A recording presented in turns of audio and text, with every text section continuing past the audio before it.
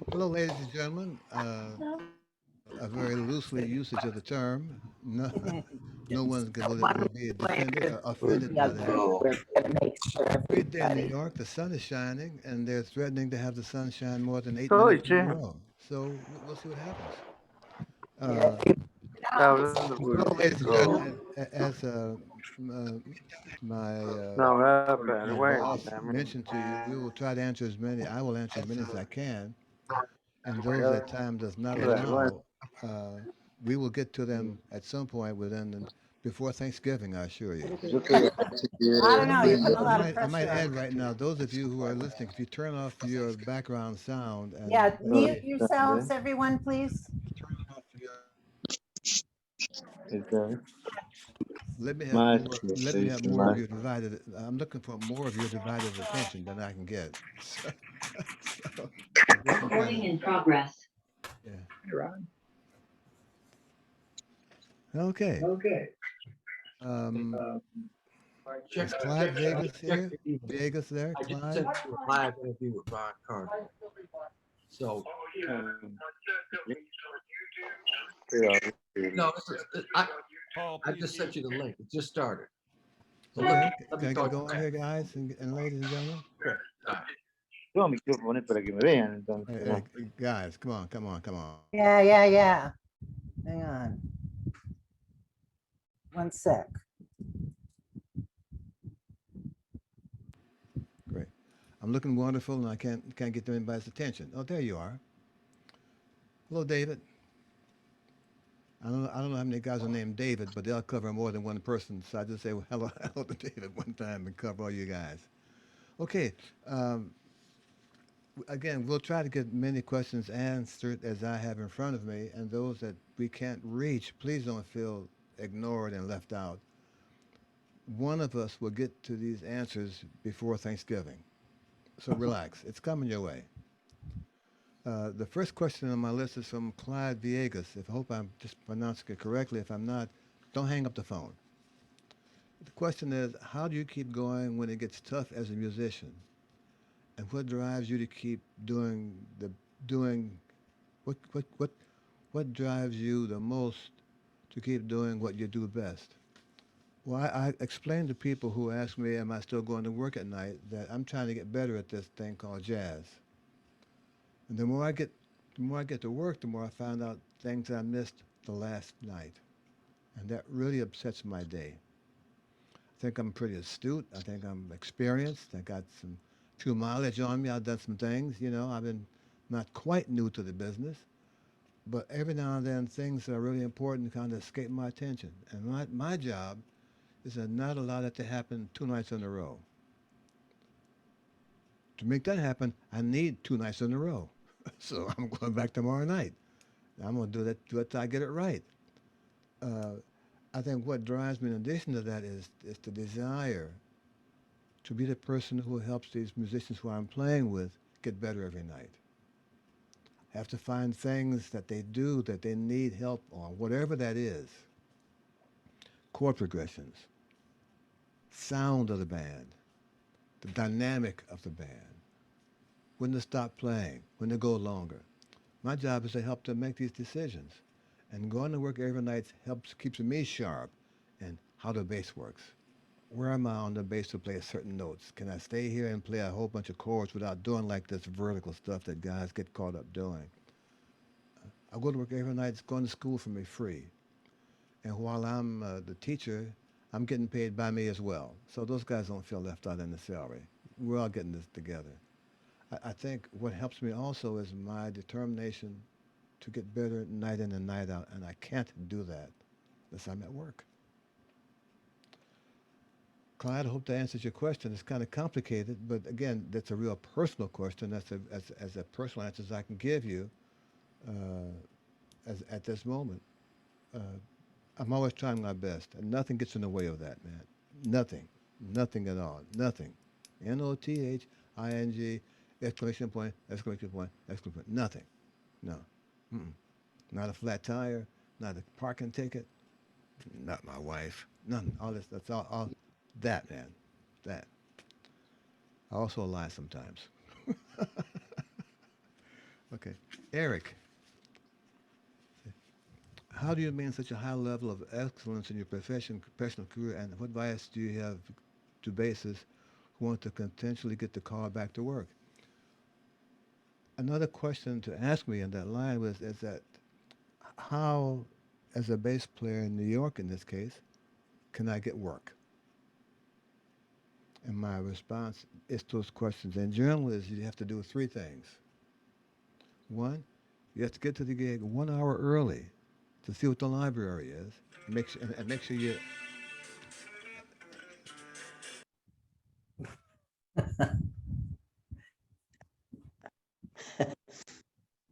My stockbroker again. It's just don't sell me socks every week.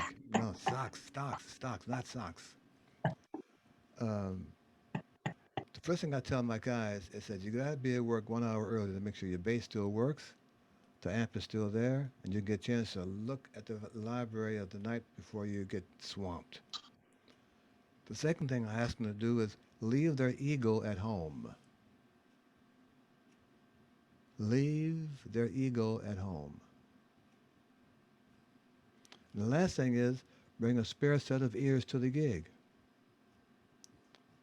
That means you got to learn how to hear in this stereophonic environment, this sound in front of you, the band in front of you.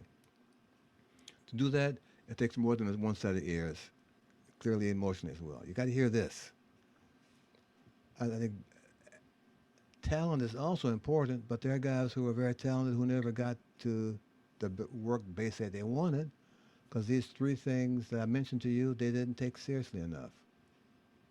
And there are guys who don't play as well as those guys do, who are really busy because they do exactly what I'm asking you to do.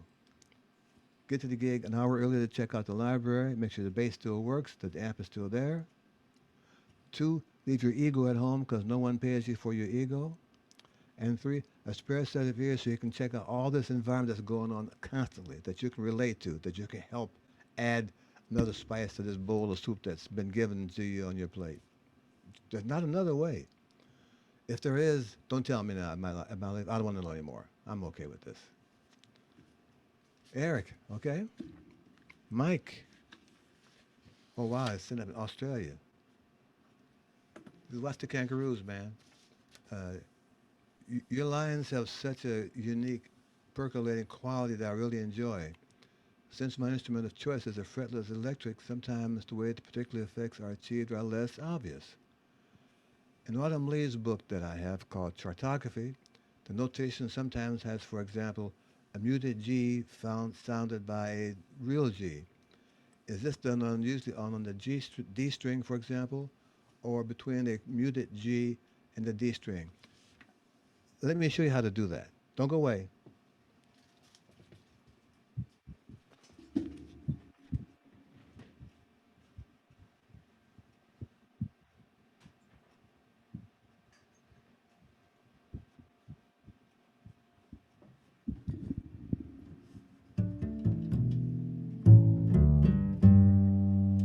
Can you hear me?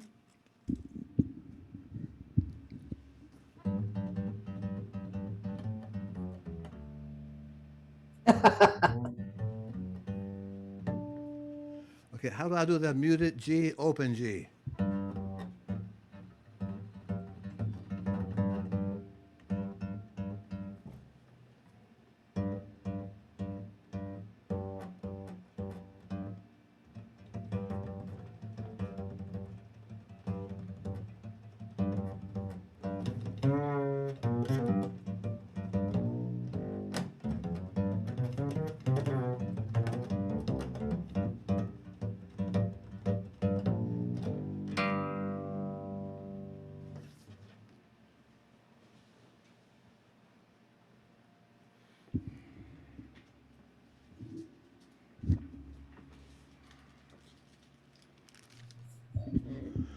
Okay, Thank you so much. all I need now is a dark suit, and I can go to work. And by the way, that's also on my list of things. You guys got to get a dark suit, man. That gym clothes you guys are wearing with the shoes, gym shoes, and the big, uh, what's the one? Cycle on the front, and all them dark. No, man. You're not getting paid by the pound. You're getting paid by the note. Let's go. Joe Godfrey, please describe your practice regimen. Has it changed over the years? With all that you have accomplished, it's hard for the rest of us to imagine that you're practicing scales. Well, one of the things that makes practicing scales still necessary, uh, Joe, if I can get personal, Joe, is that now that we can't take our basses on the road, we're forced to play either what we call bass du jour. And when I return home, one of the first things I do is play a scale so I can find out what does a scale feel like on my bass now after playing 4 or 5 concerts on an instrument that clearly was not mine. Scales are an invaluable way of me measuring the bass, measuring the distance I have to feel. I never watch my hands. I never play like this. You know I have a wedding band. I have a pretty decent manicure. And my fingers still count 1, 2, 3, 4.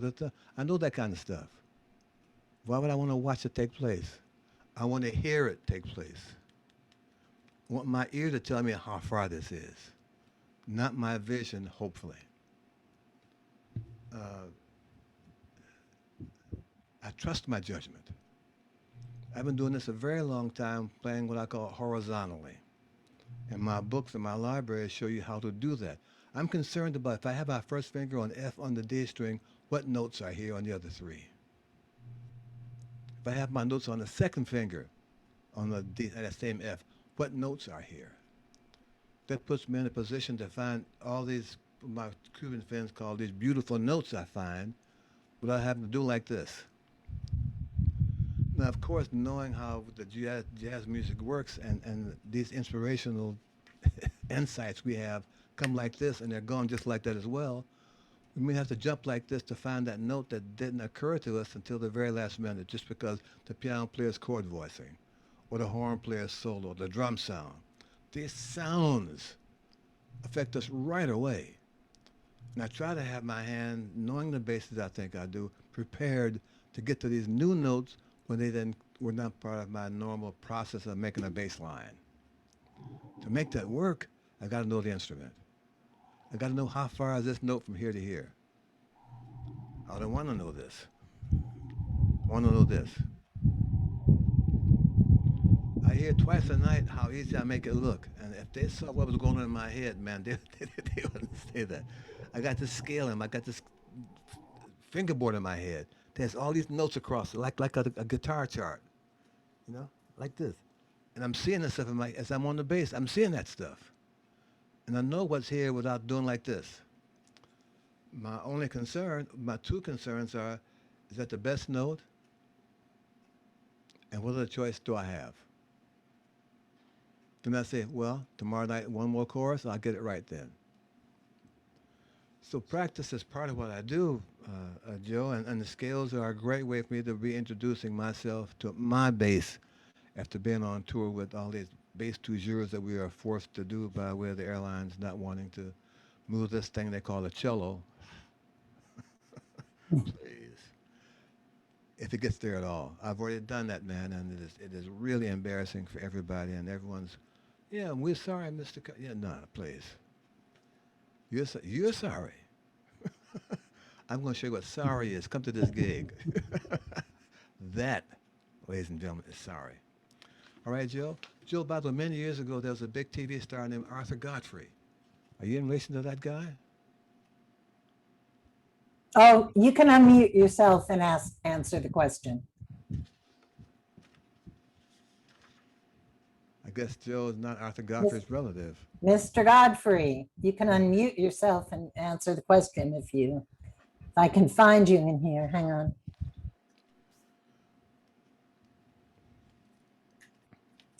It's his username isn't Godfrey. Okay. Okay. Also, part of the question is when I'm using recording, do I use both earphones on my ear? I try not to do that. I want to hear my bass sounding really live in my ear. I kind of trust the sound that's coming from here for those guys in there. But I want to hear this guy in here without that assistance. And I kind of trust my judgment, so I have one on and one off.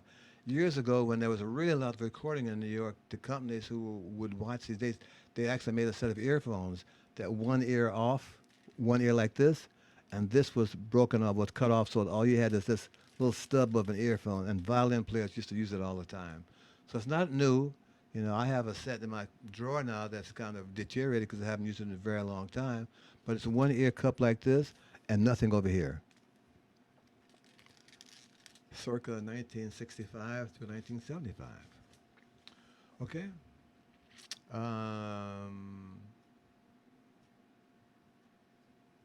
David K. Maiden Voyage. Can you please shed any light on why Herbie might have called George Coleman rather than Wayne to play the sax on the Maiden Voyage recording? I can't answer that. You have to ask Herbie. I think at the time George may have still been in the band of the Miles band before Wayne got involved, but I'm not sure why you'd ask that question. I don't know. I have no answer for that. I was happy with George playing. He played great on the record. It's a very important record of Herbie's history. It's a nice record, a nice song and record to add to the library, to the jazz vocabulary, to the jazz history of this music. No, I don't know how to answer that other than I just did. You have to ask Herbie. I liked George. I thought George played wonderfully. Okay? David.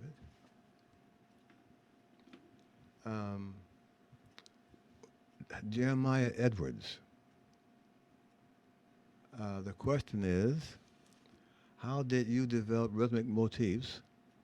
And my follow-up question is, did playing with drummers you played with help this process and open you up rhythmically?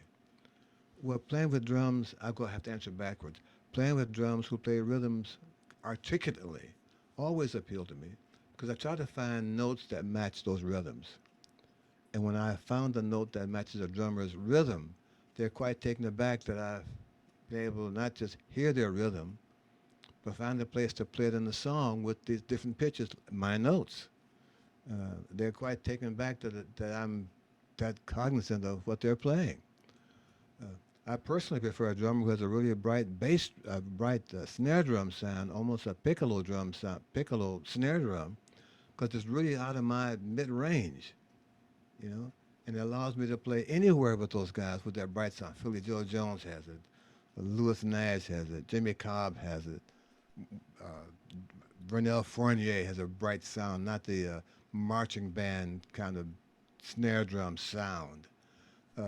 I try to pick up on what the left hand is doing because that's another way for me to find another pattern of notes to make my notes do even more based on the rhythm that someone else already played.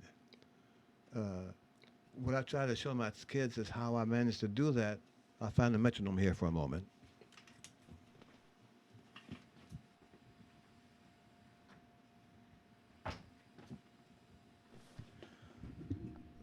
To see how I make these rhythms work, I try to have them clap their hands with this rhythm. And I try to have them do this. And then what I'll do is this.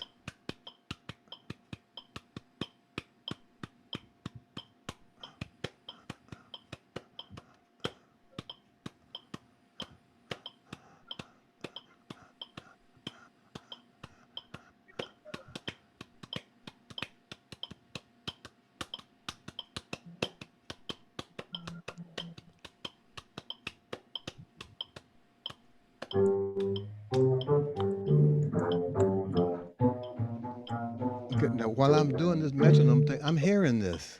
And I'm playing with this in my ear, with the drums beat. So I'm playing with this in my ear all the time.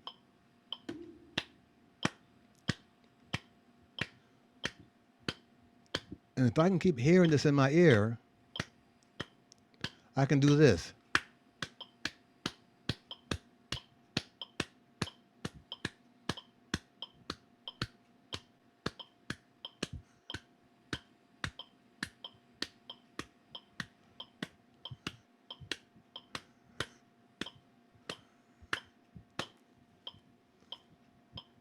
That. So for those of you who have time on your hands, put those hands to a different kind of usage, get your metronome. Mine is set as a quarter note is 92, and use this for your beat and play this beat in your ear and see how many rhythms you can play against this beat, but still keep this beat in your head.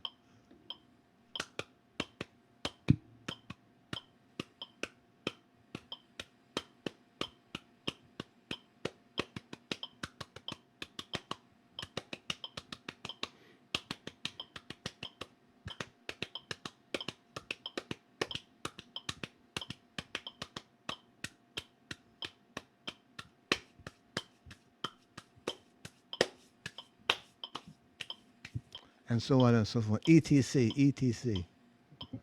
You do this to a cue.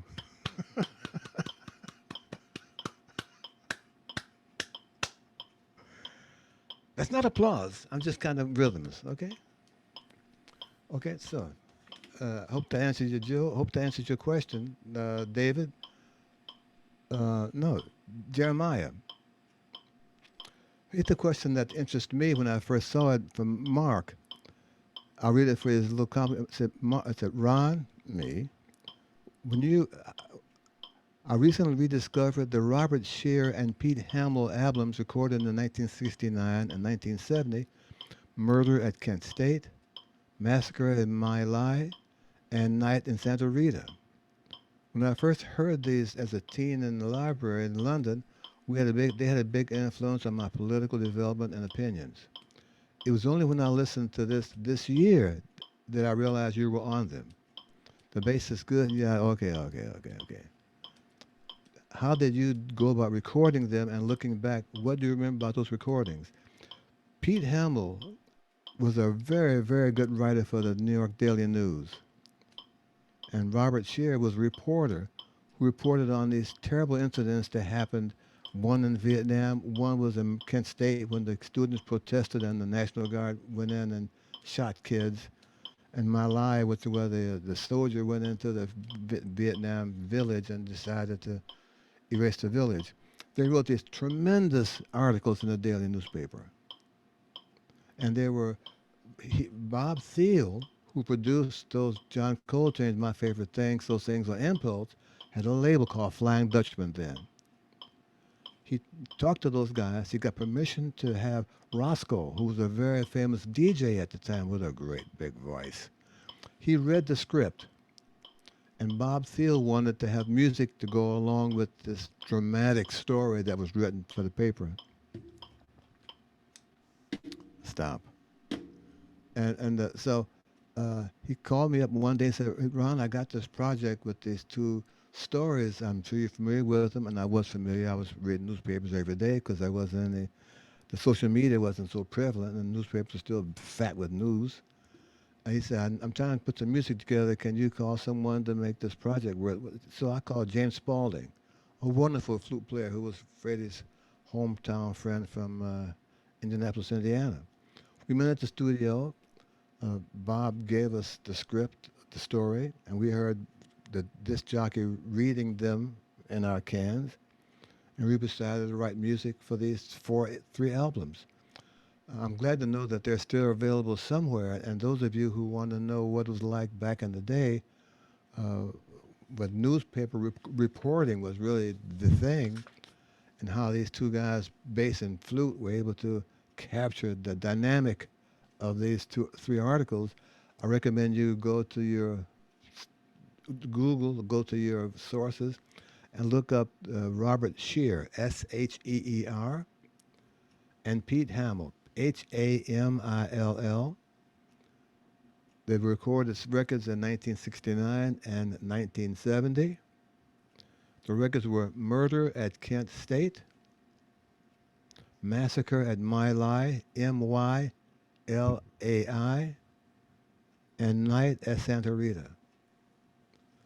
I recommend you just for your own growth. Hear these three recordings and listen to the stories that they tell. Listen to the disc jockey who read and his dynamic voice. And James Spaulding, saxophone, and me on bass, made some music to go with these things that we thought were pretty efficient in playing to the emotion of this reading. Incredible. Okay, one more question here.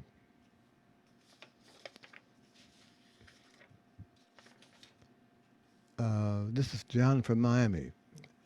I direct the jazz combo program at my school, and I am also a bass player who studied your transcribed bass lines way back in my college days!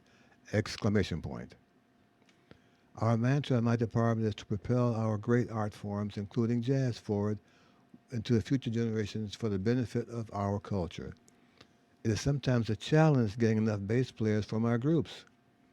I would appreciate any thoughts that you have had for one, promoting my jazz program, and two, recruiting and retaining bass players. Well, I think the first thing you have to do with bass players is have them hear some really good bass records. I think they kind of bass, and I'm assuming you're talking about upright players. I'd recommend you go to your Google or your source and look up a record I did called All Alone. It's a record of me, just me. I want to have them start hear some of the sounds that just a bass player can make. It's called All Alone. Next, sit down with them and play the bass with them to show them some of the sounds you can make with the instrument, to encourage them to know that these sounds that you're hearing on record, they are in fact very possible. Encourage them to use their imagination with this bass. Can they do that? I know your time is limited as a full-time teacher, so I'd recommend you get them a teacher to help them work their way through the issues that they see as maybe overwhelming that are not that at all. And the last thing I recommend you do is find them some records, some pop records that has upright bass on it. I've made several of those things. One that they would really enjoy is Roberta Flack's record called First Take. The bass sound is really great. The bass lines are really articulate, and they can hear how the bass sounds in an environment that has speakers way smaller than Madison Square Garden would need. Just them and the bass. And tell them, Mr. Carr said, no fooling around, no visit to grandma's house, weekend up, no, none of that stuff, man. You want to play bass, you got to do it every day. Trust me, it works for you. Promoting a jazz program, I'd recommend you take the kids to some jazz concerts. Find some records that you think are kind of good for beginners to hear. Any big band records by Count Basie or Duke Ellington. Yeah. Introduce them to some wonderful jazz singers like Shirley Horn and Ella Fitzgerald. Yeah. Introduce them to some really hot jazz bands, you know, some really famous jazz bands. Introduce them to Louis Armstrong way back then. These are things I think would help you encourage them to think that this music called jazz is difficult to do, but it's a lot of fun. And they meet nice people. And whatever rumors they've heard attached to this music, it's not true. We read music. We have good diets. We try to eat 2 meals a day. And we all have dark suits. Okay? John from Miami, I hope that helps you. In the meantime, my recommendation to Miami, since you're there, John, is take the shots. Okay? I'm sorry that ladies here who don't know me very well, and my language is known to be very, very effective with different words. Just take the shot. Come on. Okay. These meetings aren't supposed to be political. That's just a statement of fact. Take the shot. Come on. You know? That's like telling me, hey man, play out a tune for us. Really? Come on, take the shot. Okay. Anthony, I received your chartography book a couple of weeks ago and have been feasting on those versions of Autumn Leaves. What an amazing study. Those of you who haven't gotten this book, shame on you. And just for that, I'm going to deliberately embarrass you because I have a copy. Actually, I have 3. I have a new. I had to go out and buy a special sock for Christmas because this book doesn't fit in the normal Christmas stocking. Come on,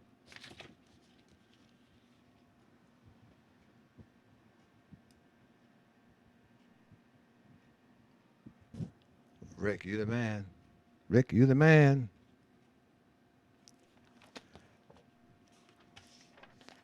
Can Anthony bought this book. Anthony, are you still here? You can unmute yourself, Anthony. Yeah, take off your mute.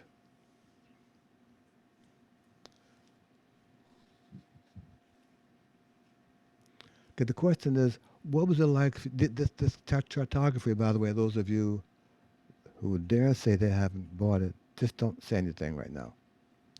What this is a transcription of 5 versions of Autumn Leaves that I'm playing with Herbie Hancock, Tony Williams, and sometimes Miles Davis.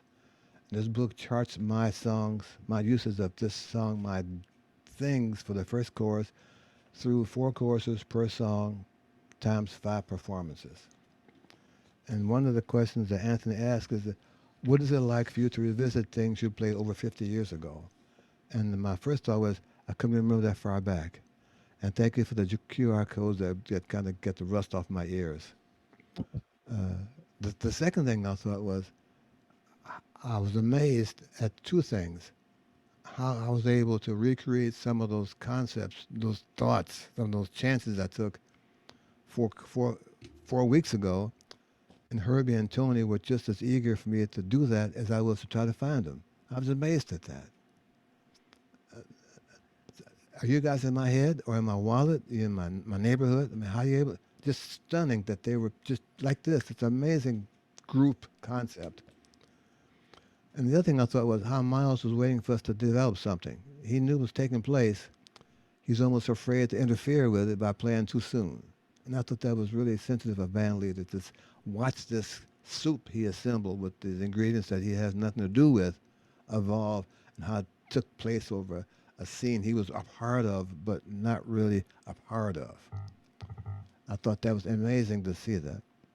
I was really stunned, and the sound of the bass was not too bad. My hands felt great those days, and I was really pleased to see how I was able to take an idea and stretch it over a course of 5 different performances.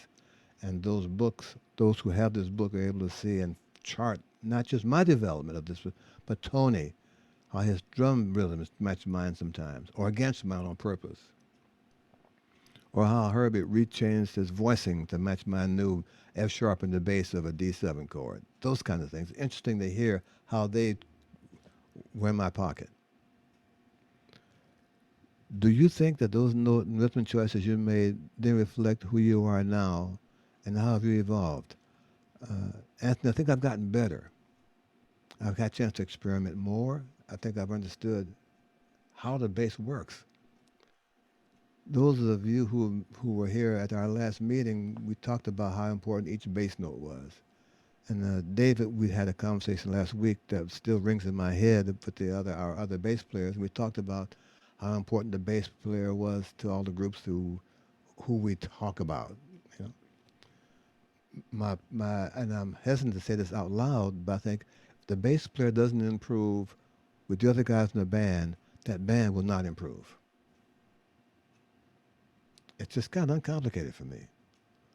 And one of the reasons why that happens is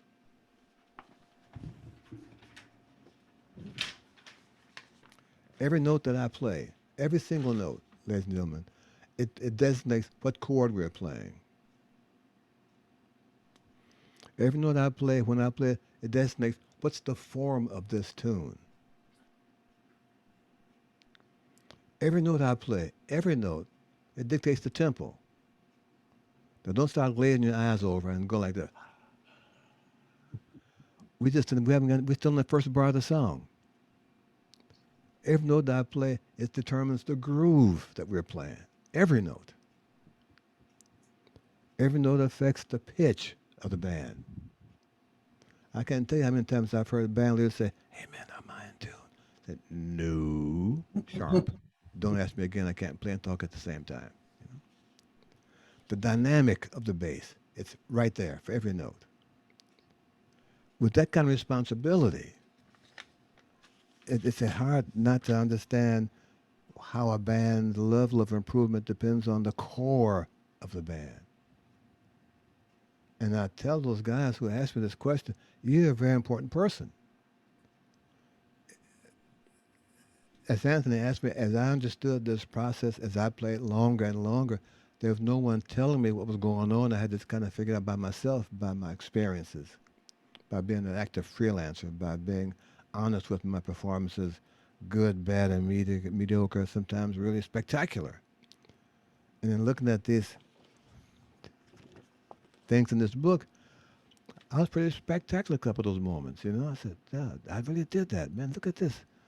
On the fourth version of this Autumn Leaves, 2 years later, I got the same idea, but it's cut from different changes. Boy, you're a bad brother. How come nobody told you that? Yeah.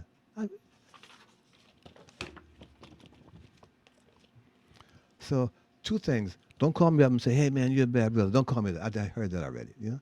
I want you to get this book and see what progress I'm talking about. The more I understood the power of the bass. I mean, the power of all these 7 notes coming at the guy every night, you know? Occasionally, when I do my rhythmic alterations, Anthony, I kind of leave guys in the dust unintentionally. I'm just hearing stuff but this going against their beat, you know? And when I feel that I'm not getting their respect for my rhythmic inventions, you know, I stop. But when they leave the bandstand, I want to see some tire tracks on their back. I want them to feel my footprints all up their neck, because I'm mashing some serious-ass quarter notes. You want time? Hey, I'm not the magazine. I'm the time. So, yeah, I'm learning better. I'm getting more comfortable with my point of view is. I've gotten better verbal vocabulary to explain what I think I do. Having students has forced me to analyze exactly what I'm aiming for, and I have learned how to accept not getting it right this time, and that's really hard for me. You know, of all the choices I have, it's hard to be accepted. How could I miss that? You know,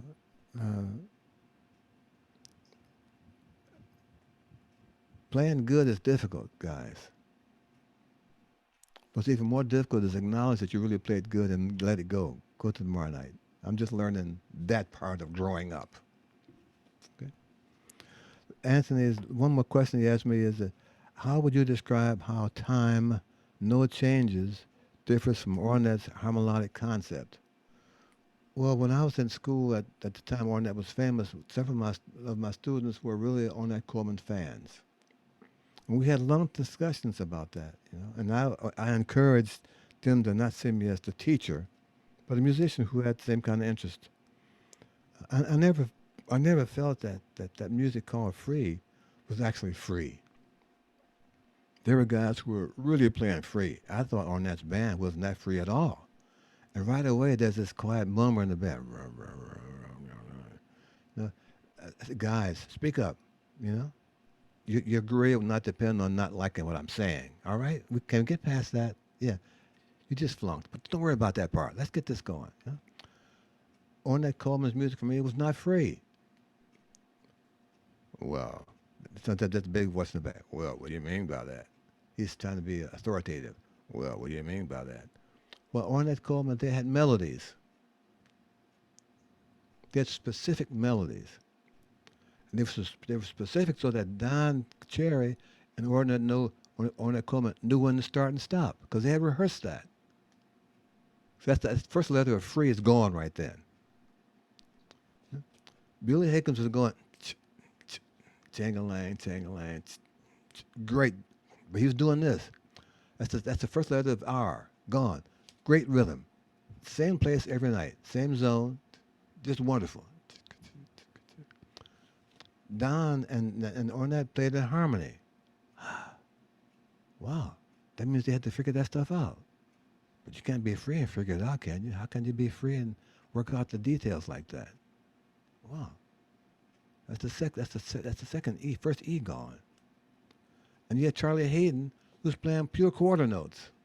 He's not playing 4 against 5. He's not doing all this 7 and the meter doesn't look like a hat size 7.5 medium. He's just playing quarter notes with a tonal center. Yeah. So I just took out all F, R, E, E. That's all the letters in free. I just kind of took those away.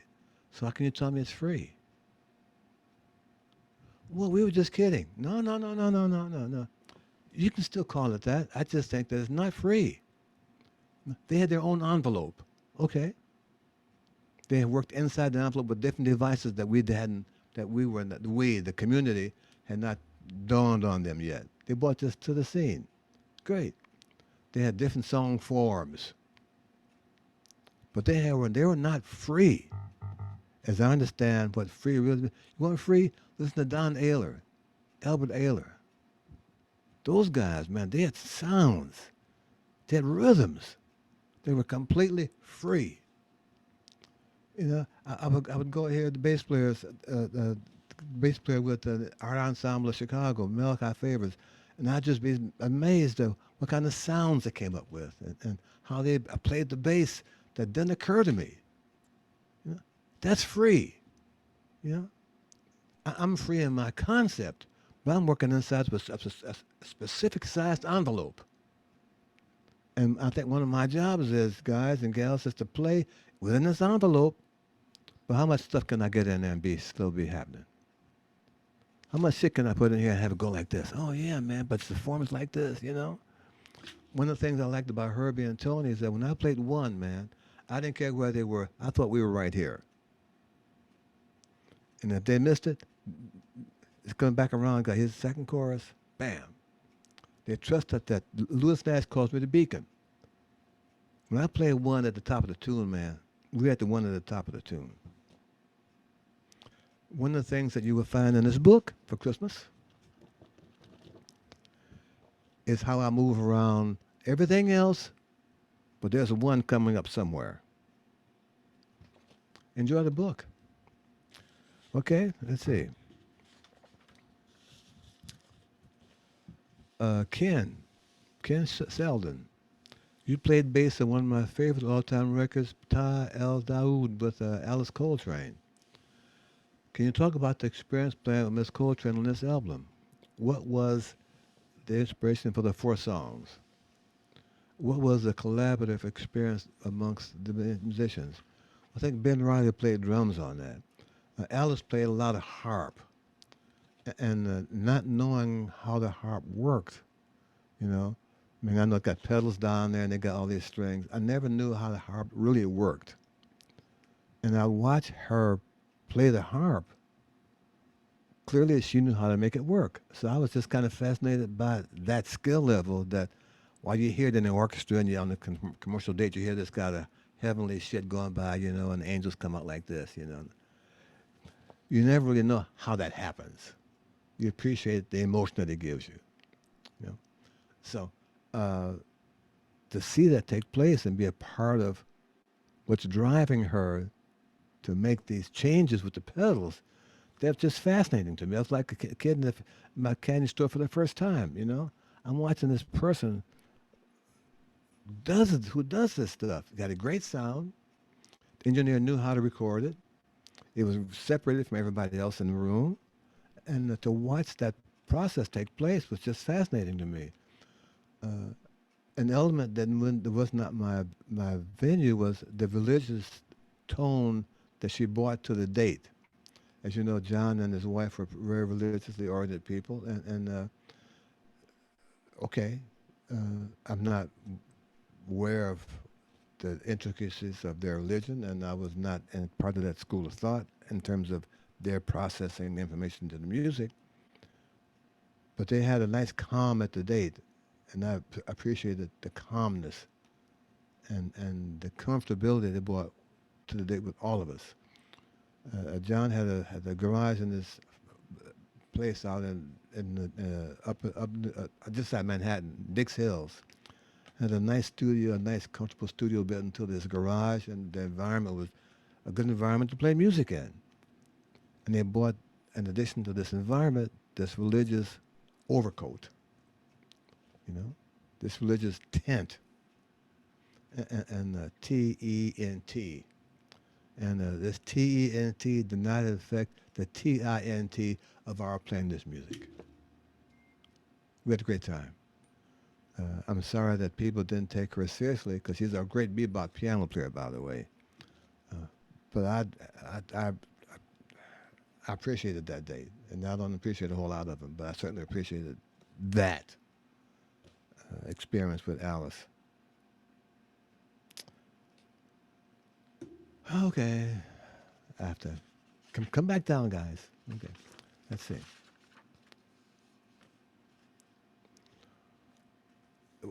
What is a basic Darnell? What is a basic but structured 30-minute daily practice regimen that you would recommend for a 70-year-old student with intermediate level, at least double bass skills?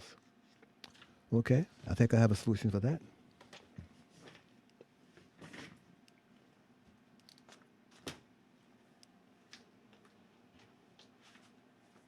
Have another book out. So Santa Claus made a heck of a stocking for this music I'm selling here. I have a book called the Only Turn One Page at a Time. It's called a Comprehensive Bass Method with QR codes. And what I have in this book are exercises that I still do, and I'm a little past 70, but I do have good skills. One of the things I do on my book is I'll show you. Don't go away.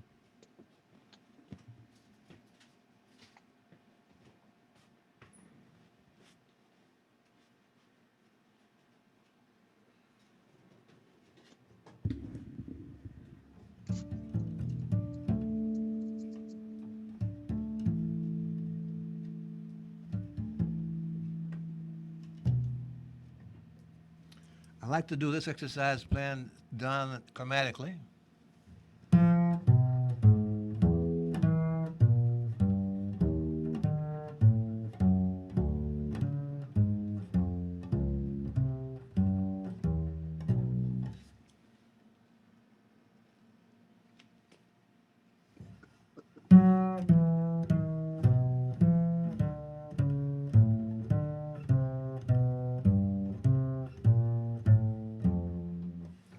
Or play a scale.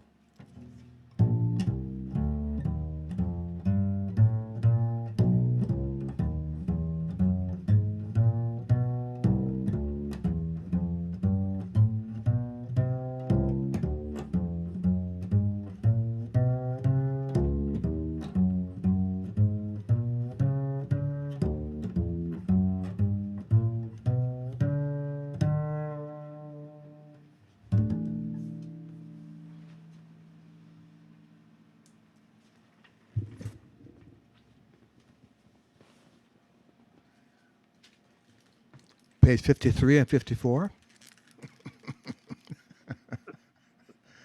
They take very little energy. They take a lot of enthusiasm. And you can't get worn out just doing these simple exercises across the bass. Okay, Darnell? And you're over. You can't be 70, man. Come on. That's a grown up. That's an adult question.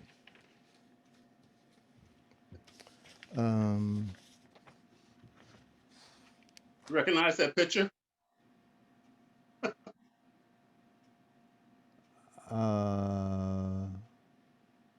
Yes. ISB. Oh, wow. How are you? God bless you, my brother. Thank you. Good to see you. Hiding behind me. Yeah, well, you'll always be the inspiration behind my bass. So Thank you very much. Thank you for the acknowledgement. You stay well. you too. Here's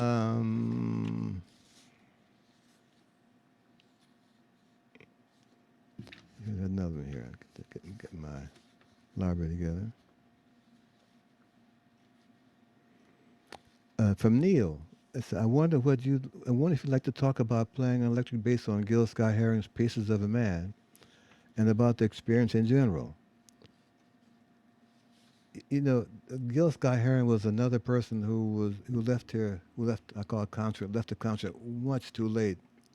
A very talented singer, a wonderful poet, and one of the early guys who was able to put the society we're living in words for a general public. One of his most famous songs was developed is was the television the revolution will not be televised. The record is called Pieces of a Man, and those of you who are think hip hop of Dr. Dre and Jay-Z are the new things, go back 20 years. It's a tremendous piece of work right there, and I recommend all of you who are into that zone, please take a look at it. Uh, this is one of the kind of sessions where I get a call to come to a recording session somewhere downtown in Manhattan, and I walk in the studio and meet 5 strangers. One guy had a really big afro, you know, and the Brian Knight, I met him, and I met Gil Scott-Heron and the band, and they say, we're trying to make this record, we're having a little problem, and can you help us fix it? I said, well, whatever it is, I'll do the best I can. You know? So and I said, where's the music? I said, well, we're kind of working that out as we go along. I said, okay, I know that feeling, okay? The first song was Revolution Will Not Be Televised. And I said, well, I don't know, what are the words like? And as he was reading the poem to me, I was just kind of stunned at the immediacy of the words, at how clearly he had seen people sitting back waiting for change, watching TV, and they're saying, "Hey, man, the revolution won't be televised. Yeah, get out in the street and be a part of it." But it's such a lyrical voice he had, and the combination of rhyming words and the rhythm. It was really amazing to be a part of that inadvertently. I'm just going to work, you know. There it is. It's Simon. Thank you, Simon. It's a great record. The bass sounded good that day, although it was electric bass, not my normal fiddle. But the guy said, "We got an electric bass. We got a Fender Rhodes. Can you bring an electric bass?" I said, "Yeah, I got one." You know. So we got there, and that's what I played, and the whole record was filled with words of wisdom in the poetic viewpoint. And I think that one of the things that made that his words work was the band understood the impetus behind those words. And the groove we found based on his lyrics was clearly important to the depth and the seriousness of him using these words for a very political point of view.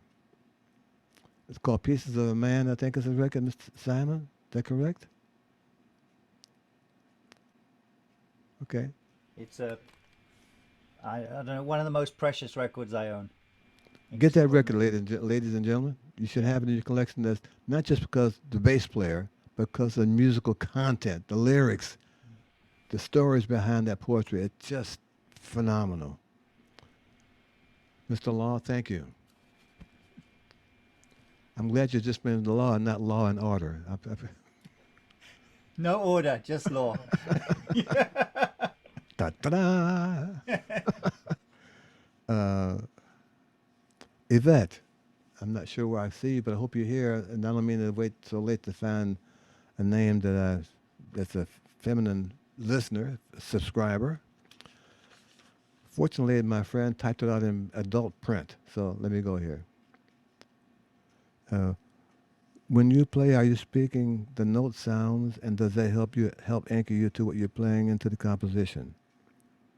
I've seen pictures of you holding a bass guitar. Well, I've done more than hold it. I have played it.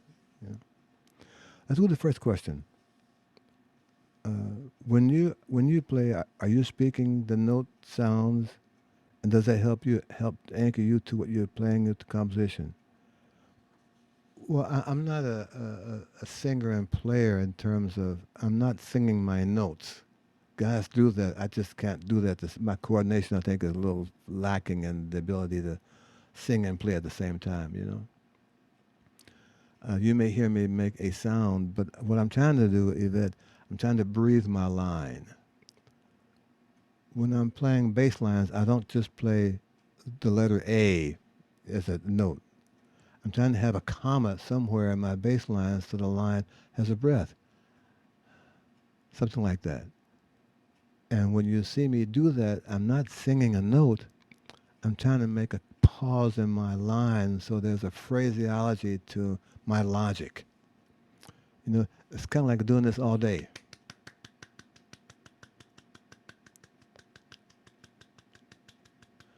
At some point, I'm going to do this.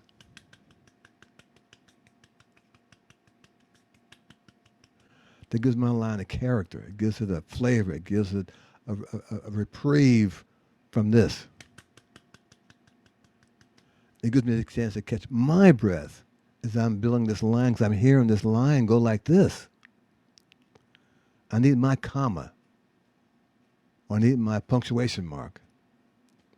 You know, I need my bird's eye. I'll play a half note for a change, just to give a pause and add a little more depth to my uses of quarter note. So I'm not singing the notes to make them work. I'm trying to have my sentence, my bass line, be a talking sentence with some a comma, or a period, a shorter note, a quarter note rest, just to give another dynamic view, just to make sure the guys aren't going to sleep. Okay, you sleep on this, that. I need that kind of stuff. I want to be in charge of the band, and I can do that with those kind of breathing devices to help me. It calms me down as well. The other question was, what was your relationship like with Miles during and after you played professionally? Well, he was my friend. This is a stockbroker again.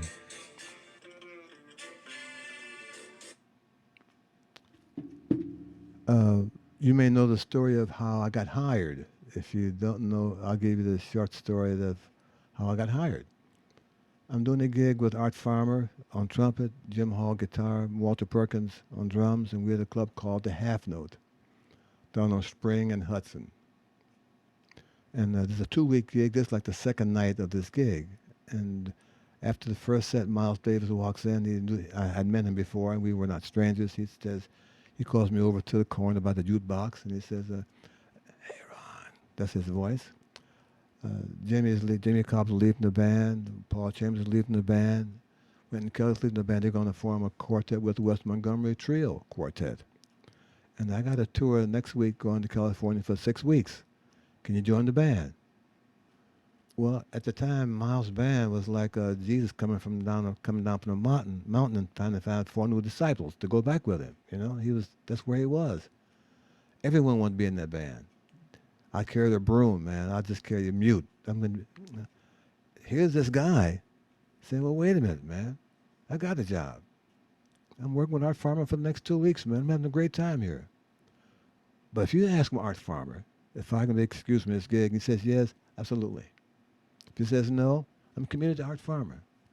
He said, okay. So he walks over to Art Farmer. And they have a nice talk, and he comes back.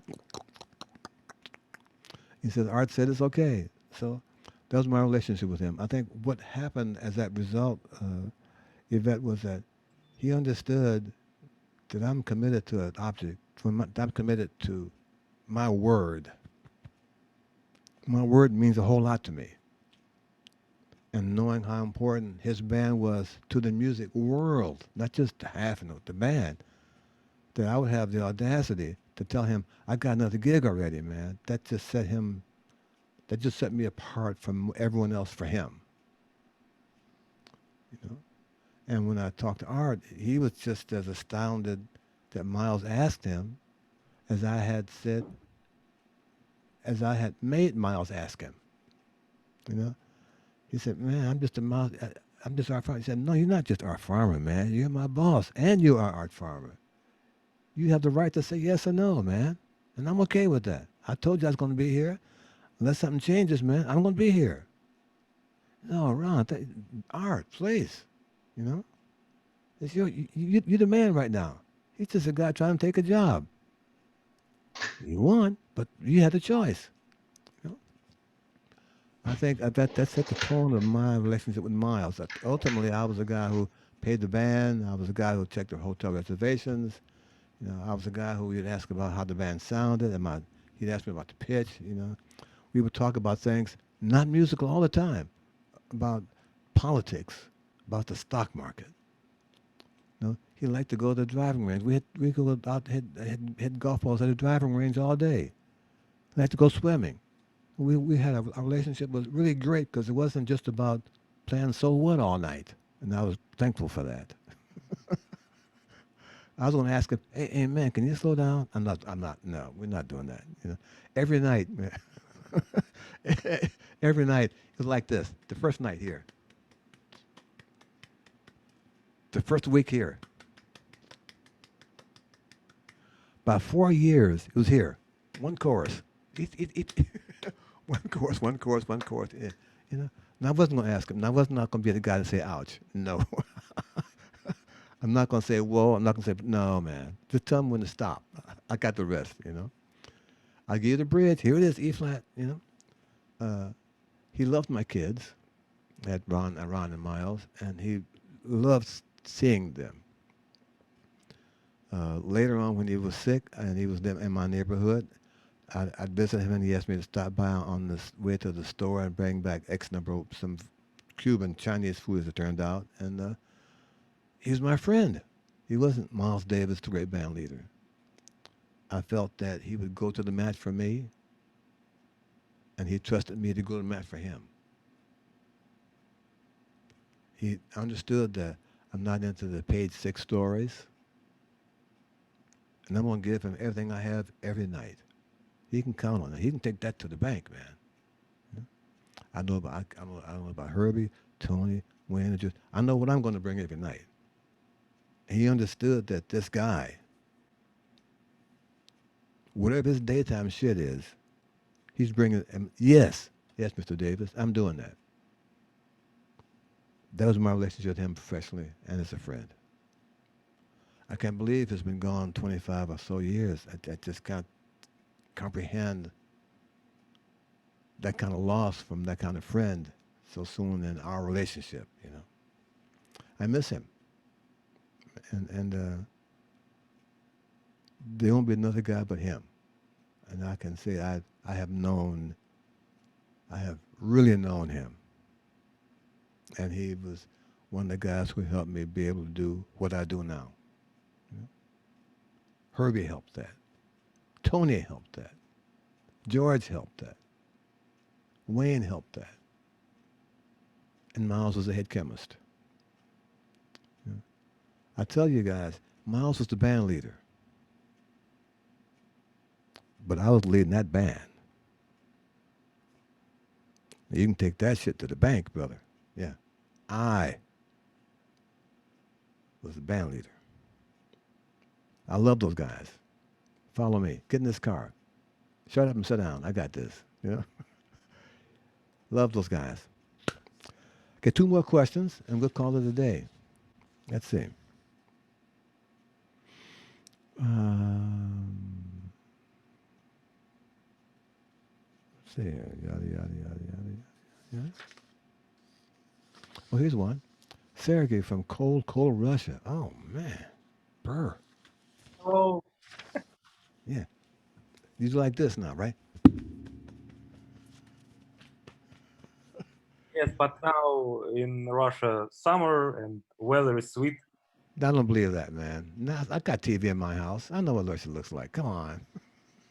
How are you? Good to see you. I read your question. How do I feel about Jaco Pastorius? I thought he was an amazing player. I never knew him very well. We didn't have many conversations because we were kind of going like this. He was going one way. No.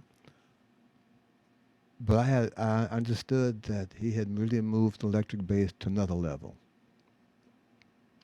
And the guys were still trying to catch up to that level of what he was doing. And I admired, he handled it well. You know? I thought that he was, didn't quite understand what he had done. He knew it was something different. He was just kind of being Jaco, you know? And I think that he understood that wherever he was, in the spectrum of bass playing. You know? That was also in that neighborhood. You know, he wasn't the only guy that had a key to the house.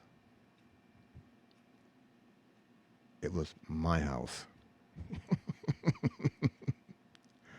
We had some great moments. They were brief. You know, he's all over, and I was running with Miles and stuff like that. You know, but I enjoyed meeting my brief moments I did have him, and he made it happen, man. No question, he made it happen. Unfortunately, we didn't have much time because I would have kind of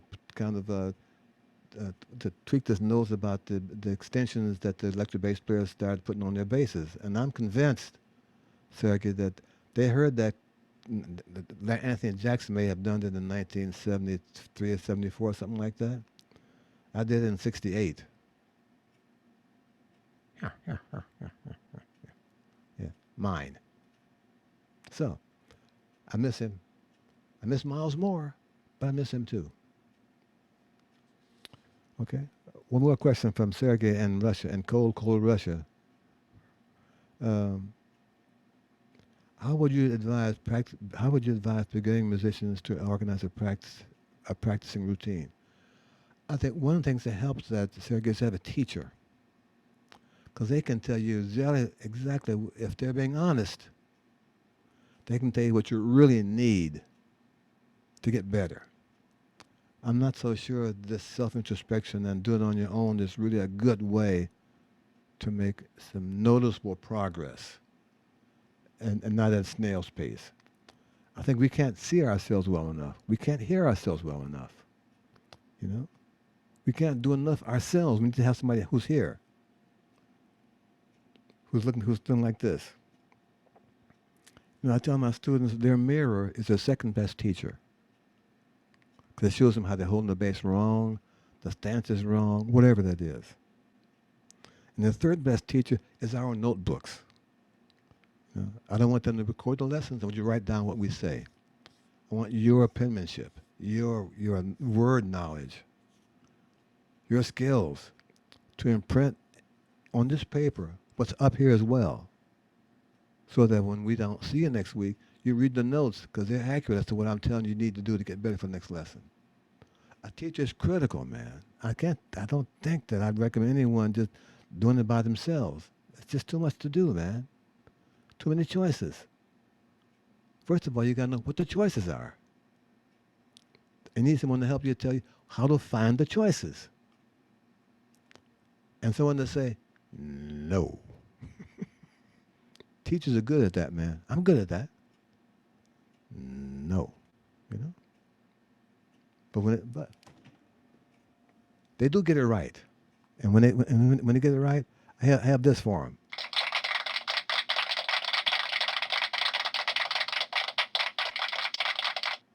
They earn that. They're playing for that, man. The gigs tell them that when they hear that, they're arcade. I mean, someone thinks they're on the right track besides their grandmother. They're living for that kind of stuff, man. My job is to say, okay, but you got to earn that. No more socks, please.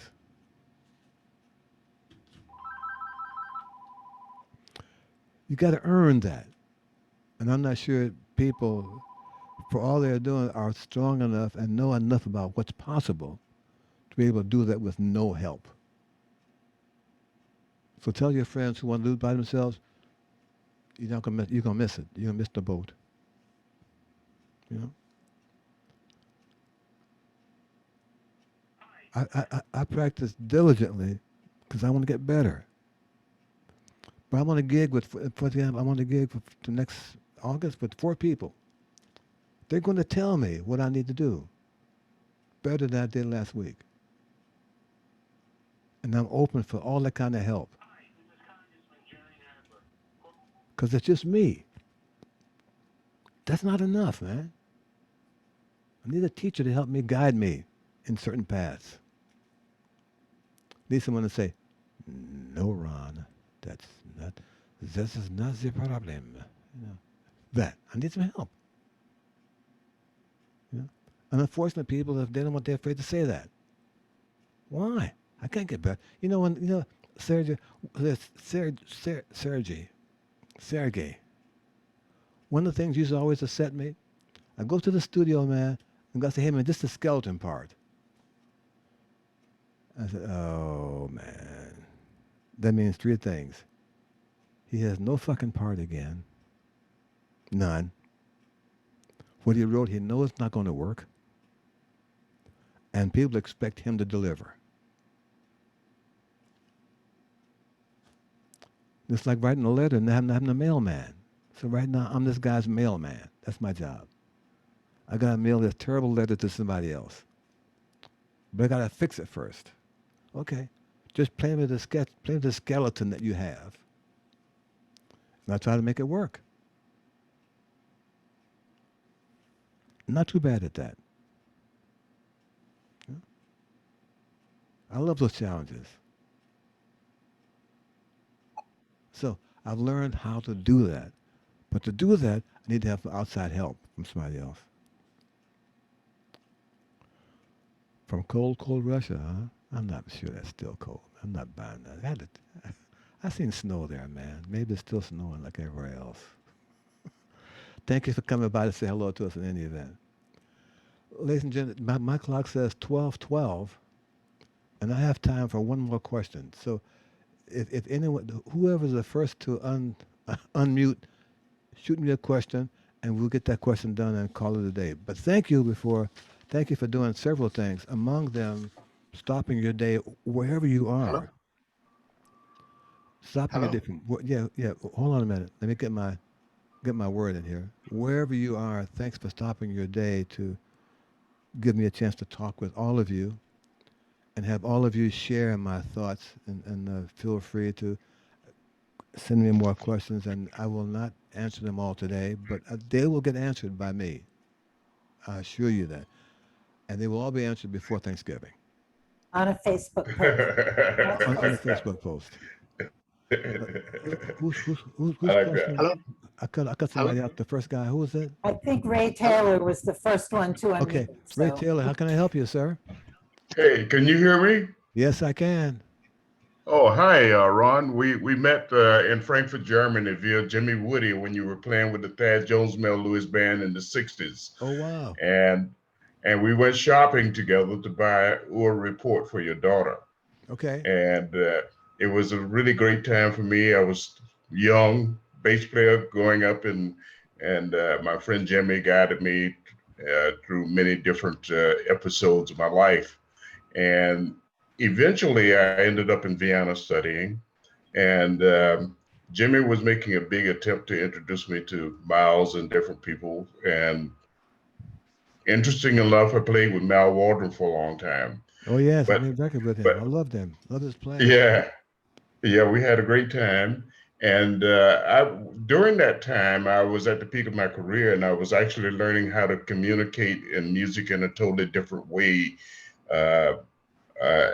Pretty much sort of a telepathy, because when Jimmy introduced Mal and I, he asked if we wanted to rehearse, and I said no, and Mal said no, and for years and years we played together, never rehearsed, and Mal was going through a different period than what he was going through during the Billie Holiday period. But then what's your question? The question is, I was listening a lot to Miles and a lot of stuff, and I didn't realize until recently that a lot of your work, a lot of your tunes weren't overly rehearsed. They were improvised. You sort of had a connection going. You had big ears. Everybody in the group had big ears, so they could follow Miles, and Miles could do his thing. And I was just wondering if you felt the same way. Do you feel that you had a special connection that drove the group? I think the entire group had it, but do you feel that there was a special type of connection in that way? Yes. You know, my example, Ray, and thanks for being here. Actually, thanks for you being there and me being here. Thank you. My pleasure. I always thought of that group as being a experimental band in the laboratory. we would show up to the laboratory every night. Let's get a gig, Right. and Miles would be the head chemist. He would bring these 5 apprentice chemists: Right. Herbie, Wayne, George, me, and Tony. And you'd have these various chemicals for us to fool around with. So what, all Hmm. blues, all the things, where they were. Our job was to mix and match these chemicals into something that he could play.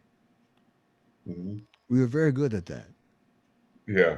And I think one of the things that made that band special is that we were all had an equal level of curiosity Hmm. and an equal level of talent to match that being curious. Hmm. You know, I'm sorry piano players never heard Herbie warm up at a sound check. I mean, I hear him doing this stuff on the piano, man. I'm saying, wait a minute, man. Wait, stop, you know? In a minute. And it just floored me. And Tony's practicing a drum roll in the corner just quietly with getting the sound check, you know? And I was just amazed at the skill level of the band when we weren't playing together, you know? Our own warm-ups in this case, you know?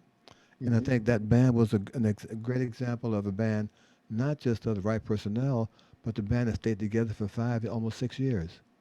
I think Hmm. that's also a key thing to that band's musical adventures. Hmm. This adventure lasted for 5 or more years. We Right. had 5 years to fall in love with each other, Right. and 3 choruses to fall out. you guys, you guys did a good job. I tell Yeah, you that yeah, much. you know, we had a good You, time. you, Yeah. that period influenced me a lot, and I ventured into some other fields later on in life, like computer graphics and animation and stuff like that. Mhm, mhm, And I find myself these days communicating with people and trying to explain. I mean, it's hard to explain that type of connection you guys had, but I think what it is that it freed me to another level. I mean, even our conversation in those times, you told me about a Jusac bass that was available mhm. in Sweden, and no, and so I just wonder, these days, do you write or do you do anything based on that level of thinking and communication? I think, Ray, one of the things I have always been able to do is write for a certain project. Uh-huh. And I know guys who can sit down, man, they can write for anything just because just because they hear a big band and stuff like that, you know, or string Yeah. orchestra. Yeah. I can only find something to write for if I got a goal in mind. You know, Uh-huh. I have a non-ed of 4 cellos, piano, bass, drums, percussion, and piccolo bass. I can write for them in a heartbeat because I know what that sound Yeah. is waiting for me to do that. You know, Uh-huh. I can't write for symphony orchestra because I have no interest and I have no orchestra project to do. You know, so Okay. while I can't write for that band, for the Miles Davis band vibe, and I kind of hate that Hmm. word, I can Yeah. write for a specific sound that I'm writing for. Okay. Yeah. You know, one of the things I regret with that band is we never got a chance to develop those songs we recorded like I wish we had the time to. You know, Yeah. all those things you hear based on records you hear, the complete issuing of the recording stuff is 1 or 2 takes, man, and the tune is next tune. You know, I think we Uh-huh. appreciated that, but Hmm. Ray, as I was Uh-huh. getting better about the bass, Uh-huh. as I was understanding the power of the bass, Yeah. Right. I wanted a chance to dig into these songs, man, and find out what else does this tune offer me to do that I can show these Yeah. guys another way to look at these chord progressions or the Yeah. tempo. Yeah. Well, Right. Yeah. once the date got over, man, we're going on back to all blues, and so what? Okay, so my job is can I transfer that desire to get Uh-huh. better at these new songs? Can I Uh-huh. transfer that desire to get better at these old songs? Yeah. Yeah. And we kind of all went that kind of way, and I think we kind of found some nice things to do, man. Okay. But we were What? not playing free. No, Well, absolutely not. We were not free. No. yeah, well, yeah, I can. Well, I think there's different perspectives on what freedom is in music because we're all confined to our education and our knowledge and theory and stuff like that. So we're not really free because our big ears will take us in those different directions, and to have that flexible group where they can band together and move like that is incredible. Or separate as necessary now. Or separate. Yeah. You know, we got like going against the grain is all a part of it. But Yeah. Ray, it's time for me to go. And my age group, every now and then, my age group needs their milk and cookies. Well, thank you very much. And I'm 6 minutes behind mine. Okay. It's nice to Well, see thank you, Ron. I hope we get a chance to do this again sometime. Okay, one quick story to your story. I remember that tour with Mel with the Thad Jones band. Went to Europe, and at the time they had the airlines was experimenting with a short takeoff and landing field. They wanted to get bigger planes into small areas for business. So the planes would really descend real sharp for the short landing field. This is in Paris. So we had the band's going to Paris for this tour. It's just Kenny Burrell, you know, and the stuff. We get to Paris airport, Orly, and the plane is descending like this, man. And they descended so steeply for me that I got really, really sick. That they had to take me off the plane in a stretcher with oxygen. You know, and so I get to the airport and all that stuff. The docs can give me a shot. I'm not okay, but I can't make it anymore. Not this gig. He said, you got to go to the hospital for about 3 or 4 days. You know, up jumps Arthur Taylor, who was in Paris. He said, man, I'll take care of this for you. So for 4 days, Arthur Taylor came to the hospital every day. Arthur Taylor plays drums, everybody, if you don't know who he is. A great, great drummer. Out of our conversation, he's working on a book called Notes and Tones. And in this book, we did an interview on me while he was nursing me back to health. You know, somehow the planes descended so quickly that the guys trying to explain to me that my brain didn't have a chance to accept that difference in descending. And it was a little bit like this rather than being like this. And what I had to do, I took some shots every day. I had to drink a lot of water to get stuff going again, you know. And so a couple of days, Arthur come on and said, hey, Ron, you need to eat dinner. I said, well, man, when I sat up, I passed out again. I said, why didn't you tell somebody? I said, well, man, I can't speak any French. All I can do is in English, you know, what can I say, you know? So out of that greeting came, that relationship came this book of Notes and Tones.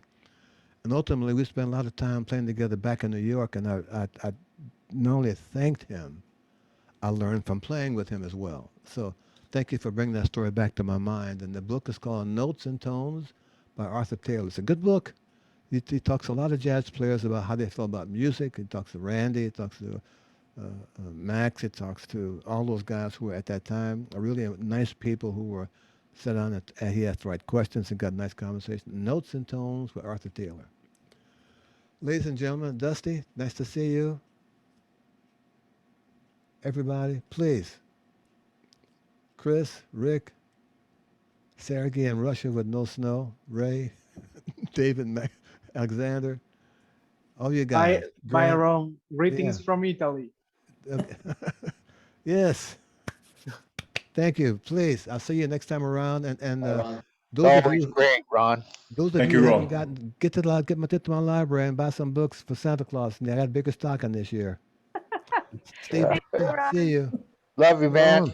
Yeah, thank you very much, Thanks, man. everyone. Bye, Love you, Ron. Thank you, Ron. Bye. It's been a beautiful moment. Thank you. Yes, Dave, George. Todd, why? Todd, how are you? Hey, man. All the guys. Yeah. Thank you. You're welcome, brother. Take care, man. Okay. Speak with you soon. Yes, sir. Goodbye.